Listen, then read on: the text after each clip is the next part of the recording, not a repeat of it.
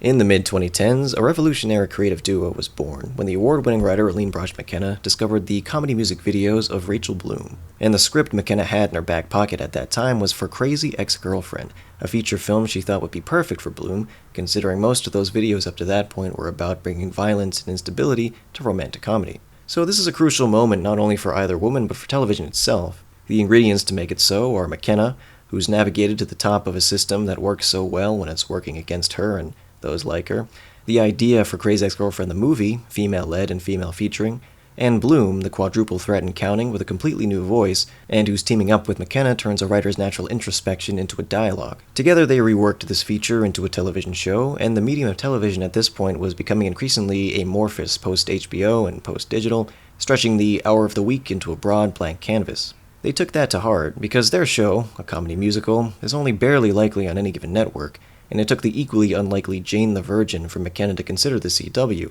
after a traipse with Showtime, who ordered a pilot and then rejected it while Bloom was on her honeymoon. So in another classic Hollywood story of things that don't actually happen, Our Magnificent 2 took their R-rated Showtime pilot to the family-friendly CW, and the CW picked it up. And like with The Wire before it, this future cult classic struggled with ratings, and with every renewal came a big sigh of relief and maybe a bit of confusion. But I certainly know I'm thankful, and with the fourth and final season around the corner, I'd like to celebrate by asking you what you're expecting from the end of Rebecca Bunch's journey. It's a fair question, or so it has been historically for other TV shows, but there's something different about the prospect of prediction this time that may have to do with the crucible of revolutionary that is Bloom and McKenna. So what am I expecting from the final season? Well, I'll give it a shot.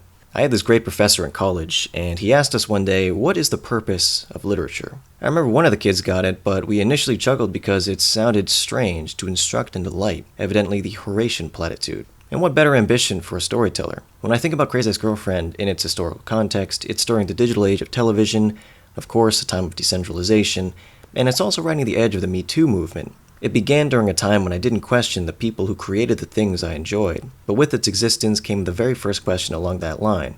Not a question for Rachel Bloom and Aline Brosh McKenna, but a question for pretty much everyone else. What have you guys been instructing me this whole time, understanding that this instruction comes whether intended or not? Crazy Ex-Girlfriend is a comedy musical romance story which follows Rebecca Bunch as she forgoes her promising upscale life in New York to pursue a summer camp romance in his hometown of West Covina, California. However, I would also contend in this very YouTube video essay that Crazy Ex-Girlfriend is also science fiction, somewhat like an inverse of how the movie Gravity is science fiction, because that is literally fiction regarding science, but Crazy Ex-Girlfriend builds a world and asks what-if questions. And what I love about the science fiction genre is that what-if questions are kind of infectious, or at least one suggests the next. Nonetheless, Crazy Ex-Girlfriend begins with that previous genre, the romantic comedy. Just by cultural osmosis and experience with sitcoms, I understand the tropes, I understand what we're doing here, love triangles, a race to the airport, even the darker side with stalking, but the point of view is different. Not only is this character new to the spotlight, she's usually an object within this story. So the first what if is flipping the board around. What if we follow this woman's journey at the exact moment she enters the narrative of someone else's story? She's doing all that story's Crazy Ex-Girlfriend activities, but she's not in the background like usual, like the monster in It Follows. And let's talk about this term, the monstrous connotation it has.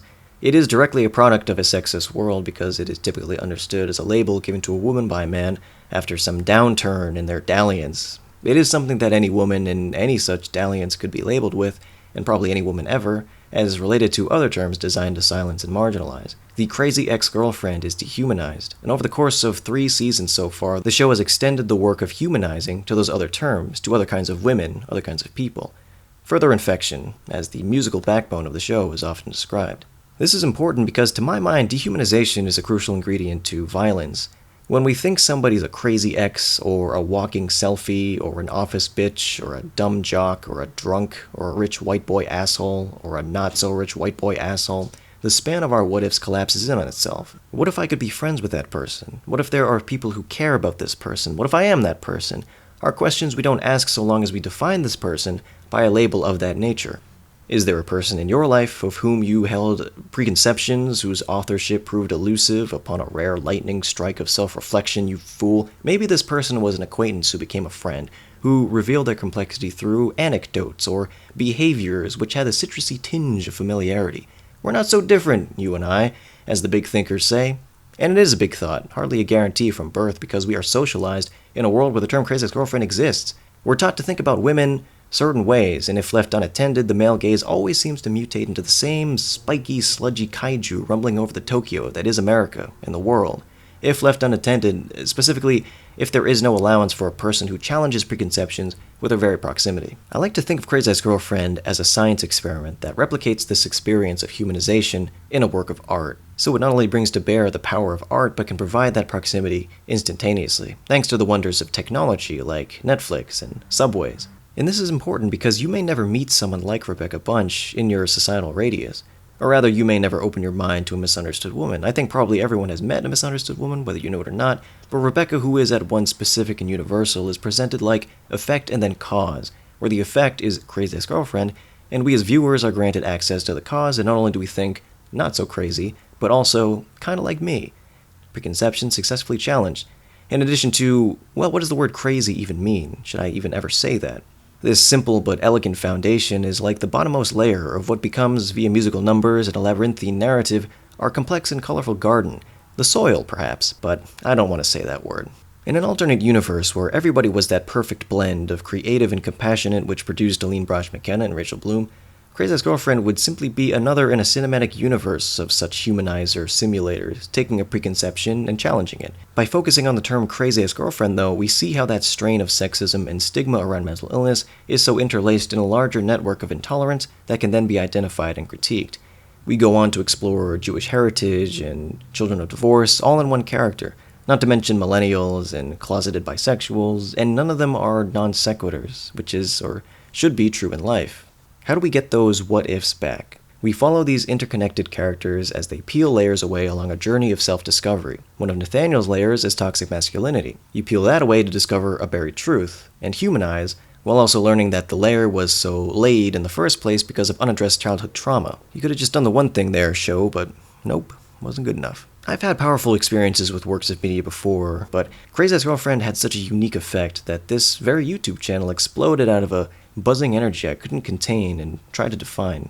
And part of it was having long theorized about a work of media which could provide a very explicit, so to speak, humanizing exercise, and then discovering it in a work that was brimming with new and exciting ideas so bright and shiny like the California sun. That sort of media, I thought, would justify my own interest in storytelling itself, and now that I've met that work of media, I gotta say, it lives up to the hype. So Bagels After Midnight was an attempt to understand how that exercise worked, our science experiment, because it was just so beyond anything I'd seen, I had to stop and study it. And this is briefly what I found so far. A large part of it comes in the writing, in terms of how its form has spoken to me, because that's more my background in terms of studying film.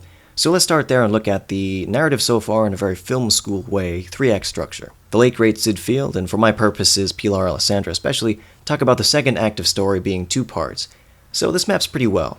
Season 1 provides an introduction to a tone and to a language, to a character, and to perspective. The show arrives with the announcement that it is a revisionist romantic comedy, tearing at tropes with the ferocity of social justice because it dares to suggest what we watch in movies and shows and plays is important, especially as we develop. Act 2 is then split across seasons 2 and 3, and to my mind isn't so much a sequel as it is a criticism, the analytical lens now shared between the tropes and the show itself, and the perspective. You were really enjoying Rebecca Bunch, weren't you? Let's take that apart. This was quite a gamble, and I saw fans of the first season disappointed by its follow-up. I can understand it to an extent. Season 1 engaged its investigation of the crazy ex-girlfriend as a wellspring for a variety of related discussions. Episode 106 is about family, 107 is depression, 108 mothers, 109 friends, and so on. Somehow Rebecca's crazy quest to win the man of her dreams gets her entangled in a conflict which caps with a life lesson. That was the show's formula, and it was really good. But it also purposely stumbled and sputtered in the first half of the second season, never to be seen again. Rebecca learns, essentially, that she can no longer move forward in that genre space, which is inherently solipsistic, that demands a protagonist and a sidekick, and a rival. She sees that her actions have real consequences. The movie did not end with the big song. So we might say this is the myth arc outpacing the monster of the week, but I think there's a better rationale here for the structural change-up, and it has to do with perspective. This is where I see the more technical aspects coming in. When I think about modern television, I think about soft focus and city lights and a person's face stumbling through the world that judges them so harshly, but truly it's this person and their big face who are the most correct. Crazy Ex-Girlfriend is shot more traditionally, we might say, with the camera planted firmly and without strict preference for Rebecca in the frame. It's as if to say this particular intimate character study inexorably exists in the context of others. This is where we've left Season 3, on plot point 2 of Act 2B, and that was a really fascinating run of episodes that balanced the tonal variety of the first season and the metatextual explorations of the second, while pulling in dark themes that had always lurked just beneath the surface. It ends on a note that makes me hopeful for Season 4, not just as a satisfying conclusion to a good story, but as an answer to problems the show has helped many of us identify in ourselves. How do we contextualize ourselves in our lives and our world? I think that is Rebecca's journey, and discovering that as a viewer was reckoning with this very Harvard-like overachievement complex coming from the storytellers, because this show would have made a positive impact simply by putting this term into the conversation and challenging it. The mission could have been, Crazy Ex-Girlfriend is sexist and here's why. It could have been a show specifically about sexism. However, had it done so, it would only be identifying problems, which, while an important step, is only one step. In its form as it exists, the show demonstrably understands that these problems may not have such obvious solutions, and so this is a show built on reclamation and process and inclusion. The answers provided are difficult, but, again, decentralized. Talk to people, value other voices, get over yourself, etc. In this way, it is like the Uber story, potentially, moving toward an endgame where all stories could end, not the hero's journey, but yours. And so what I expect from Act 3, from the last chapter, Season 4, simply has been set by what's come before. Something new to me, something that will educate me. And I'm talking about senior year, AP classes. I'm still a student at the criminally underfunded School of Women's Interiority for Men. And so if the finale is consistent with the rest of the show, Crazy Ex-Girlfriend will in totality delight and instruct. As engineered with unmistakable passion and a breadth of experience evidently painful and anxious and joyous and wonderful. This is a human show, but like with any television show, it has its struggles with inclusion. It's ironic though because some of these struggles are self-manufactured, in that by creating a space where a typically marginalized viewer feels welcome, that viewer naturally begins to wonder about others like her. And so a perfectly innocent line like this, "Yes, I like penises, but who doesn't?" may prompt a question that's right on the border of serious inquiry. But not all of us like penises. That might sound like end-of-the-month PC policing, but I saw that, I think on Reddit. A Crazy Ex-Girlfriend fan asked that question, and other fans engaged in that conversation, I hope constructively. That only comes from a sports season-like concern that the show maintain its level of openness, and we're rooting for it all the way. The show has powerfully validated experiences, perspectives, and journeys. There are no universal experiences, but there are conversations where that Venn diagram overlaps between each of us. And I just think it's so beautiful that the ultimate salve for Rebecca is for her to accept she isn't alone, and that's something I think about when watching the show, and it's given me feelings. The show means a lot to me, and I'm not alone. I am obsessed with Crazy Ex-Girlfriend. This show means so much to me on so many levels. I am so happy that a show like this exists. Oh, Crazy Ex-Girlfriend. What a show. What a ride.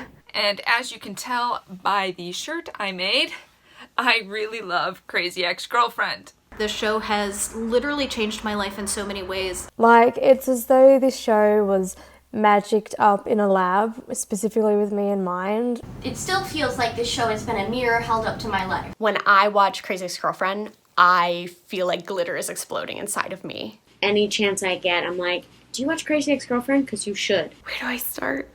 I can't even begin to put it into words, but I'm gonna try my best, so bear with me. One day I was just going through my TV channels and looking for something worth watching, and I stumbled upon Crazy Ex-Girlfriend. It was the pilot. When the show first came on, I didn't watch it because I was thrown off by the title. A friend of mine recommended it to me, and so I started watching it, and I really loved it because I really love musicals and I love subversive comedy, and this had the best of both worlds. Like, it tailors to so many of my interests. I love musicals, I love irreverent humour, and it's led by women and people of colour, and it's so many things that I love. I watched most of it with my roommate. We watched it and, eat snacks, and it's a great bonding moment. I've showed my mom this show. From the pilot, I was hooked. I loved these characters. I loved the songs. I loved the sense of humor. The songs, the dancing, the costumes are incredible. Like, everything about it is just, like, theater kid heaven. I love that it's a romantic comedy that is completely dissected and analyzed, that Rebecca dates all these different kinds of people, has different kinds of hookups, and it shows, different sides of herself and different romantic tropes broken up and analyzed. It's amazing. Just how they spun the very generic romantic comedy premise of girl moving across country, or just a girl doing a crazy thing for a boy, into this very interesting show, a musical, a quirky musical at that.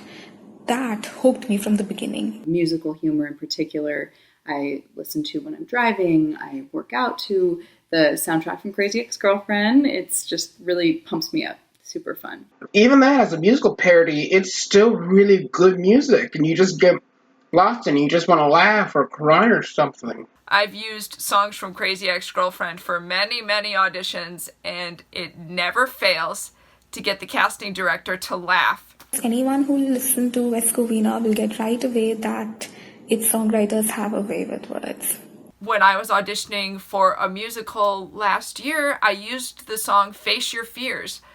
The music director for the show had never heard the song, and he was laughing so hard, he actually turned away from me and started reading the sheet music that the accompanist was playing so that he could look ahead at the lyrics and laugh some more because he just couldn't believe it.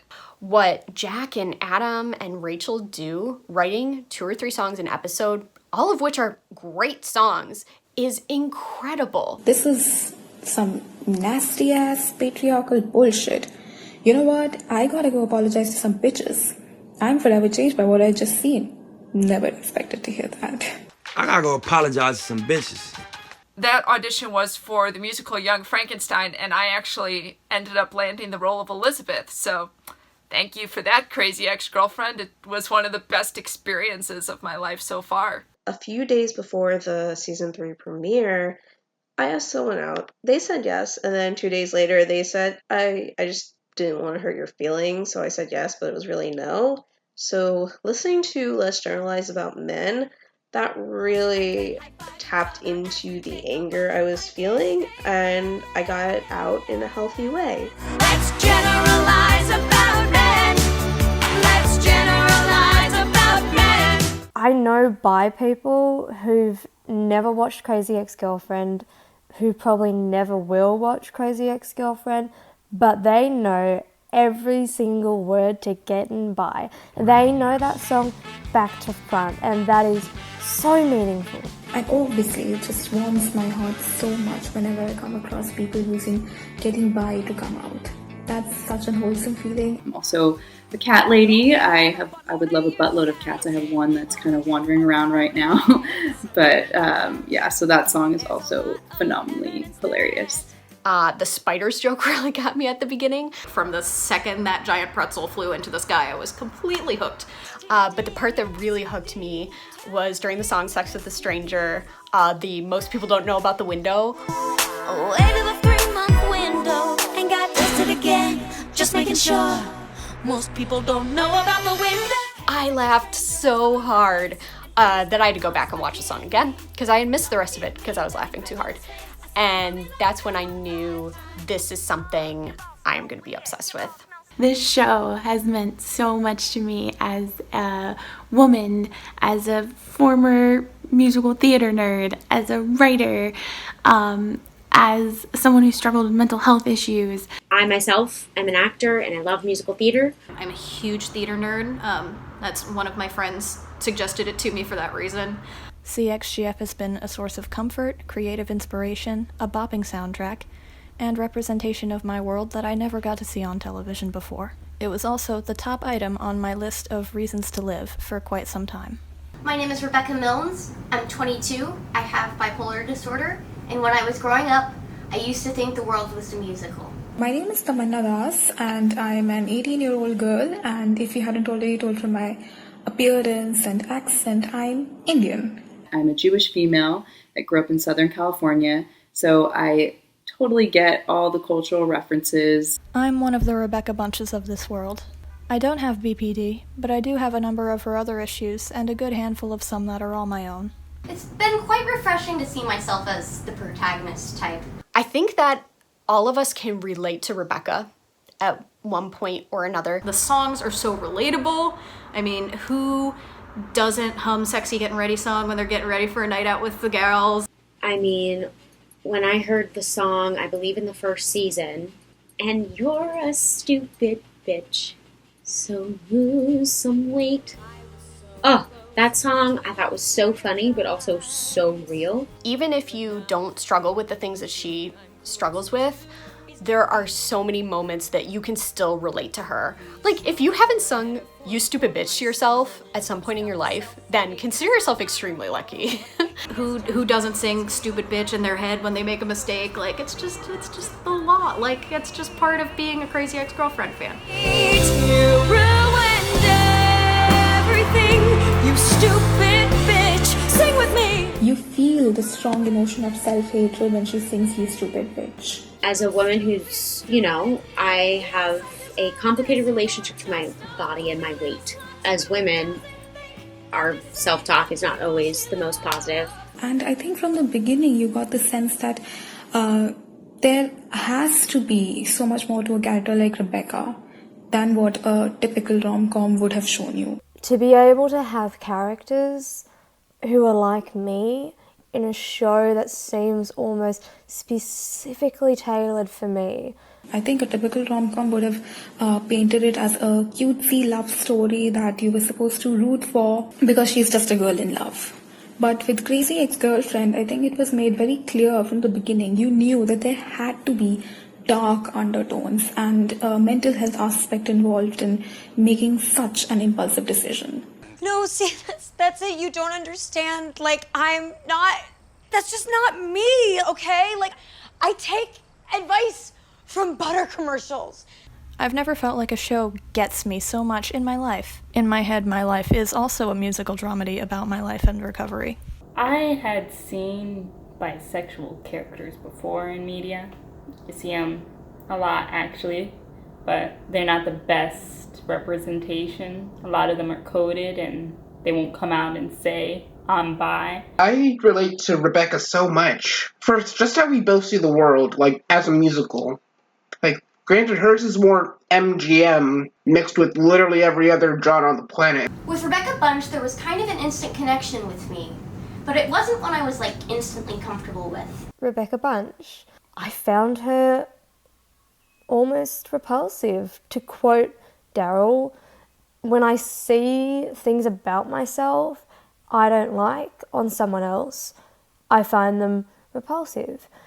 And beyond just being bi, there was so much about him that I identified with. It was like I was on screen. Seeing your flaws on someone else as flaws, not as cute little quirks, like it's kind of confronting. It's usually a character that has been written as straight up until this point, and they bring in the ex-girlfriend to spice things up. Daryl and Maya's relationship. Think about it. Their sexualities are technically compatible. In fact, they're both bisexual. We've seen this story a million times, and I'm sure you're already guessing what happens next. But what happens next is they become really close friends. They hang out regularly, they care about each other, they're invested in each other's lives, and they even have nicknames for each other. Hit it, M-Dog. People don't write stories about people like me. Except other people like me. To me, Crazy Ex-Girlfriend has meant feeling understood, almost too well understood. Like, stop spying on me level of understood and accepted. Oddly enough, the characters talk a lot like I do and how my friends do, which is something I've never seen before. As a trans man, it's very rare for me to see characters that I identify with or who are like me. I'm very queer, I'm physically disabled, and I'm mentally ill in ways that aren't palatable to society and probably won't ever be in my lifetime. I didn't realize this, but I was in a sort of, I guess you could say, love triangle, and I played the part of Greg. I'm 25 now. I started watching that show when I was 22 and I had just broken up with my boyfriend and I was feeling heartbroken and devastated, and honestly that show was my emotional crutch for the first year ever. And watching the show really helped me see how really unhealthy that dynamic was, and I did everything I could to get out of that situation, which was just bad for me and bad for my overall mental health. I'm a Good Person, a song about desperately wanting to be known as an inherently good person when your actions continually manifest that maybe you're really, really not, but you don't want to acknowledge that. I felt so called out by that song. Watching Crazy Ex-Girlfriend for the first time, I felt a little closer to seeing myself having a place in society and a life in the world. Those are two different things to me. One refers to how other people respond to me, and the other part is my desire to live. And to have something that I love include me is possibly one of the most meaningful things that TV can do, in my opinion. And I think that Crazy Ex-Girlfriend really makes me feel respected and included. But yeah, no, it was a hilarious show, and it definitely did make me feel a lot better as I was feeling devastated. I really think the show is the voice of women in 2018. I am a psychotherapist, and so I really appreciate how this show deals with mental health issues in a caring and compassionate manner, and also in a humorous manner, which is really difficult to do. It's really helped me grow as a person. I have learned more about mental health in the past 2 or 3 years that I've been watching this show than I had learned the prior 30 years of my life. I've been thinking about the plot and the characters way after I'm done watching the show. How powerful humor can be to reveal deeper issues or deeper feelings. So like that comedy, yes, that laughter, but then all of a sudden there's heart there, there's truth. It's campy, but it's deep, it's dark, but it's light. It's so complicated and fun to analyze. But they do it through the lens of comedy, which is so powerful and doesn't ever get preachy, but also makes you think. And it's this magical alchemy, I would say, of comedy and heart and dealing with the issues of today. The exploration of LGBT themes of friendship between women, mental illness, and the deconstruction of stereotypes. Such a very delicate balance and line to toe, making substance abuse issues and some mental health issues just, the right amount of funny so that we can kind of laugh at ourselves and, the pain that we experience, but not laugh at these horrible, difficult things that people go through. So I really appreciate that. Between watching the show and then doing my own research because of watching the show, plus all the time I've spent interacting with fans, I have learned so much. The cast and the storytelling is so diverse. I mean, you have a romantic lead who's Filipino, you have a character who's bisexual. There are so many women in this show, and that has been inspiring to watch. I mean, 2 of my best friends in the entire world now I met because we were all fans of this show. I cannot tell you the amount of times this show has just helped on like an awful day to get me smiling again or get me thinking again. But for me as an individual, the most important thing about Crazy Ex-Girlfriend is the change that Rebecca incites in those around her. She brings about a community and people who genuinely care about her. And that's something I've always wanted to do for myself and for those around me. And I think the thing that means perhaps the most to me is the LGBT characters. Because I didn't know there was going to be any LGBT characters in this show. I've always struggled to make, and even more so keep friends. And that's in part due to my disorder. Unfortunately, the cycling that comes with bipolar disorder makes it really hard to be a good friend. And that's something that I really enjoy about the show, is that even when the characters are making terrible decisions, you still have compassion for them, and you still understand where they're coming from. Seeing Rebecca surrounded by people who love her and want to be around her has really made an impact on my life.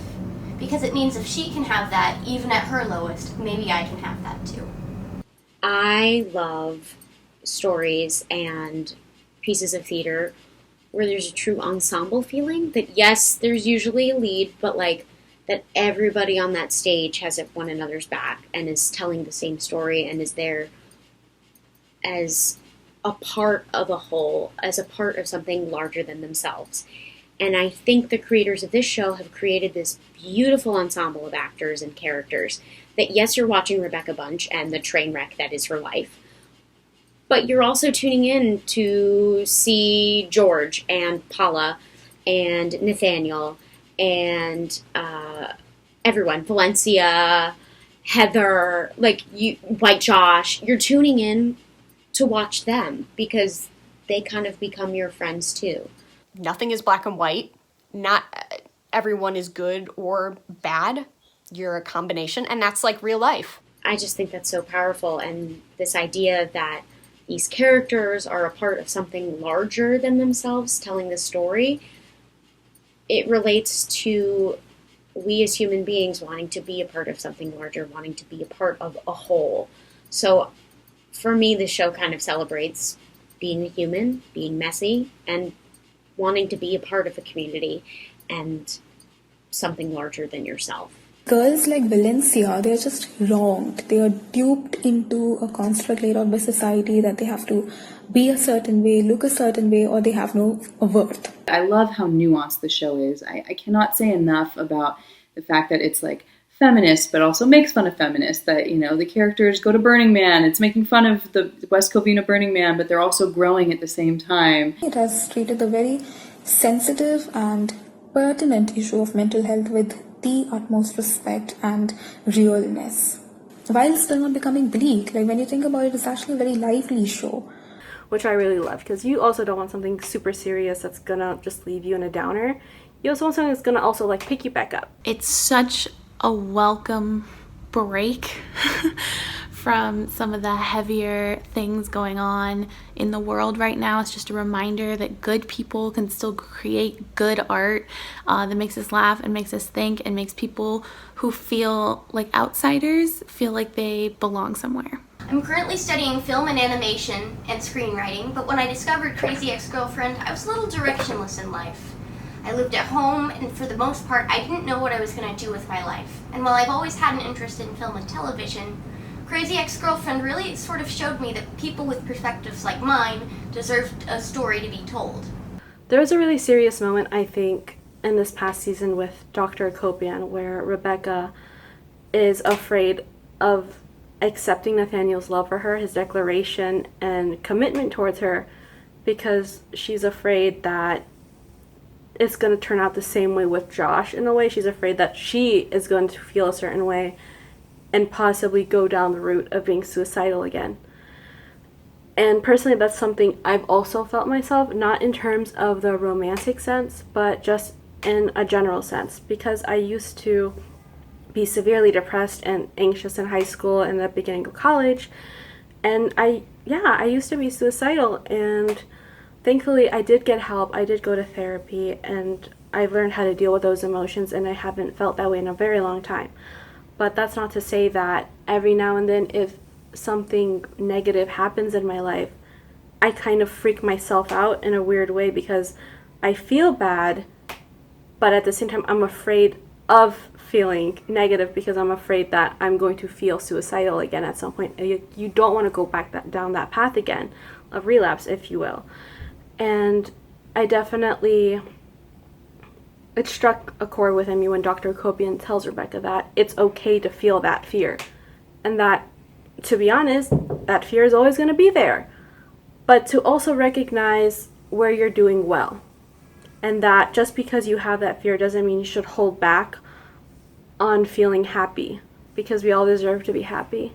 And in this case, Rebecca deserved to love Nathaniel and be loved in return. I know what I'm capable of when I feel abandoned. I can go to a really dark place, and it's a place where I can hurt myself, and I never want to be in that place again, ever. I come across so many comments from people on the Crazy Ex-Girlfriend subreddit saying that it has helped them understand their own PPD diagnosis better, and not just people with PPD. It has also resonated with people with other mental illnesses like depression or bipolar disorder or anxiety. As of now, I've attempted suicide 11 times and only been admitted to a psychiatric hospital once in my life. Getting myself there was the hardest thing I've ever done. I'm still not sure how on earth I managed to do it. But for me, it was the tipping point, the seasonal arc, if you will. Most importantly to me is that it has opened my eyes so much more to mental illness. I was diagnosed with bipolar disorder my sophomore year of college, which was, 6 years ago at this point.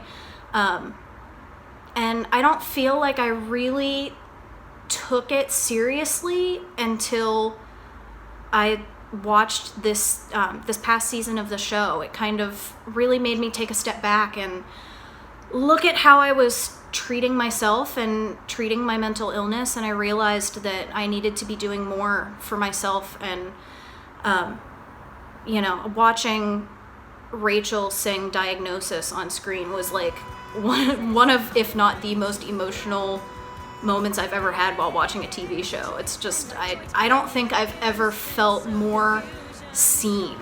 'Cause finally I'll know this. My diagnosis. Welcome to your therapy, Rebecca. I don't ever want to feel like that again. And now that I know what I have, I hope I can get the help that I need. But the truth is, I don't know what the future holds. I have suffered from suicidal thoughts probably since elementary school, as long as I can remember anyway. And I had a tough time talking to anyone about it because I was so worried about how they would react, if they would take me seriously, if I would have the strength to even do anything about it. And watching Rebecca's journey, watching her come to terms with what's wrong with her and taking ownership of that and working to be better, be happier, it's been more rewarding than I think I've ever experienced within any work of fiction. Around the time of that episode, I also ended up taking my life a month ago. Not taking my life. Trying to take my life a month ago. And it's because I had pissed off everyone in my life, I felt like. And I just felt so alone, and I couldn't beat anyone else up but myself. In the weeks and months following that, I was just waiting for Crazy Ex-Girlfriend to come back to see what Rebecca would do. And it's just so comforting to know that she bounces back. And it's not easy, but it's happening. And although I knew rationally that suicide and mental illness as a general subject affect about a fourth of the population, it was still hard to believe I wasn't going through it all alone. The same is true of my years of struggling with my OCD, my trauma, my mood, my own personality disorder. In those moments of isolation and struggling, I turned to comedy and music to escape. Crazy Ex-Girlfriend conveniently provided me both, giving me a few hours every week where I could unwind and enjoy myself with a show I really liked, but also delivering me media that pierced directly into my soul. Rebecca Bunch is kind of like the character I would have become if I hadn't had the support I needed, or if I weren't at least a little bit self-aware. Just the way it was so open about talking about mental health was a really big deal for me, because like being someone who has gone through that in the past before, it was really interesting to see like where it could have gone and the different ways that they were coping with it, as well as with the added music and hilarity. It was just a very good balance of things. Moments acted through mental illness are hard to look back on, but they're very important to our growth as people. Crazy Ex-Girlfriend has done an excellent job highlighting those moments and putting them on display, or more importantly, providing insight into Rebecca's thought process when she does these acts. She saved my life. A campy musical TV show called Crazy Ex-Girlfriend saved my life. Because without that show, I wouldn't be here today, able to talk about my feelings in this open manner to maybe the entire internet. And I damn sure wouldn't be attempting to find a therapist. Because that's terrifying, isn't it? Opening up to someone and then not knowing what they're going to tell you, what you have to do, if you're going to be able to do it. But Rebecca's giving me courage, and that's more than I could have ever hoped for. I should get inside. I got a workbook in therapy today, and I love workbooks, so. You like to work? It's the first I've heard of it. Yeah, it inspired me to get back into therapy and start really like taking my mental health seriously, and that's not something that I take lightly. It means a lot to me, and I'm a better person because of this show, honestly. The fact that you can make something like that is truly inspiring to me on every level. So thank you for creating such a fun, feminist, wonderful show. I just wanted to thank everyone who works on the show. I just want to say thank you to the writers, creators, actors. Rachel Bloom, you're a genius. From the top to the bottom, just everyone. All of the writers, you're geniuses. Melina Root, who is the costume designer of Crazy Ex-Girlfriend, if you don't know, because you should. She designs all of the amazing, amazing costumes on the show. I just want to thank each and every one of them for creating something so wonderful that's made me and so many other people feel so seen and heard. I feel seen, I feel heard, which I've never really felt that with a TV show before. So the work that they're doing is incredible, and I'm super, super thankful for it. Everyone involved in this show for creating this really masterpiece. Thank you for writing a show that when I watch it, I'm giddy, I'm giggling, I'm crying. I feel alive. I'm eternally grateful for these last 3 seasons and the next one. And happy season 4. Yay! Thank you for 3 amazing seasons so far. I'm sure the 4th one will be just as great. I'll be watching. I feel that everyone is very attentive to the fans, very generous. It's been a wonderful ride. I can't tell you how much I've enjoyed singing along to the songs and seeing the story play out, and just how much it's helped me address the crazy in me and become a better and brighter person. I am gonna miss you, Crazy Ex-Girlfriend. If this reaches any of the writers on staff, any of the cast or crew, I don't know if it will, but you never know. I just want to say thank you. And I'm going to be following you in any of your endeavors. I love you, and I just wish the best for you. I wish the best for the show. And thank you so much for audition songs that I can use for a lifetime. Randomly bursting into Let's Turn Life About Men or Ping Pong Girl or I Go to the Zoo or I'm a Good Person has become a part of my life.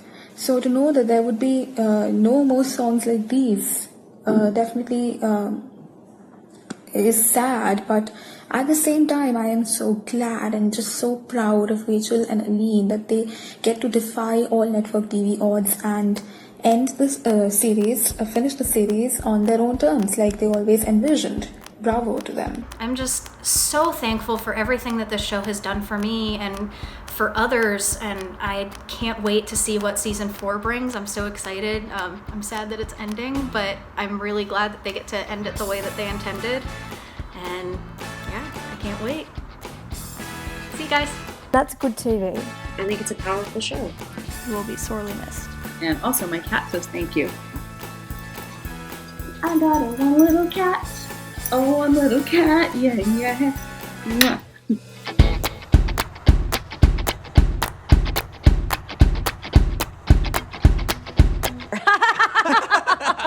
Oh.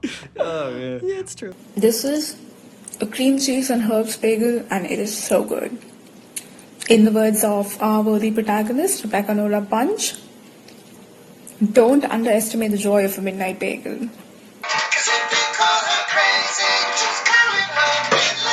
Blam!